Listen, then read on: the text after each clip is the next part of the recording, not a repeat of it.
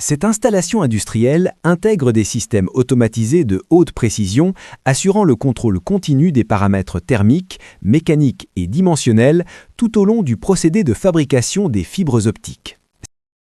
La fabrication débute avec une silice ultra pure, chimiquement traitée afin d'éliminer toute impureté susceptible d'augmenter l'atténuation optique et de dégrader la transmission du signal. La silice est transformée en préforme par dépôt chimique en phase vapeur, un procédé contrôlé qui définit précisément l'indice de réfraction et la structure optique de la future fibre. La préforme est ensuite soumise à des contrôles optiques et dimensionnels par laser afin de détecter toute non-conformité pouvant affecter les performances de transmission. La préforme est introduite dans une tour de fibrage où un four à haute température ramollit le verre, permettant l'étirement contrôlé de la fibre par gravité. Le verre ramolli est étiré en une fibre de quelques micromètres de diamètre dont la régularité est assurée par un contrôle strict de la vitesse et de la tension. La fibre nouvellement formée est immédiatement refroidie de manière contrôlée afin de stabiliser sa structure et d'éviter l'apparition de contraintes internes.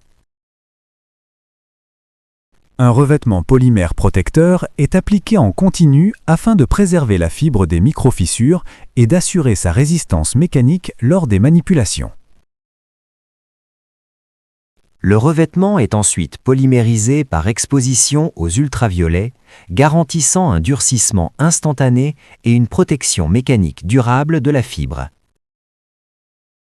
La fibre optique est ensuite enroulée sur de grandes bobines sous tension contrôlée, assurant un alignement parfait et évitant toute déformation ou torsion. Le diamètre de la fibre est mesuré en continu par micromètre laser, permettant un contrôle micrométrique et l'ajustement immédiat des paramètres de tirage. La fibre est soumise à des tests mécaniques de traction et de flexion afin de vérifier sa résistance aux contraintes et sa fiabilité dans des conditions réelles d'utilisation. Les fibres individuelles sont regroupées en faisceaux soigneusement organisés, garantissant une disposition cohérente et une transmission optimale dans le câble final. Les faisceaux de fibres sont insérés dans des tubes protecteurs extrudés, minimisant les frottements et assurant la protection mécanique et chimique des fibres.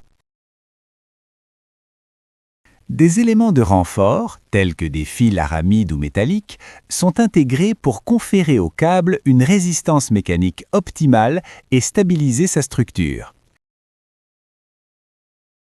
Une gaine extérieure est extrudée autour du câble, assurant une protection contre l'humidité, les chocs mécaniques et les contraintes environnementales.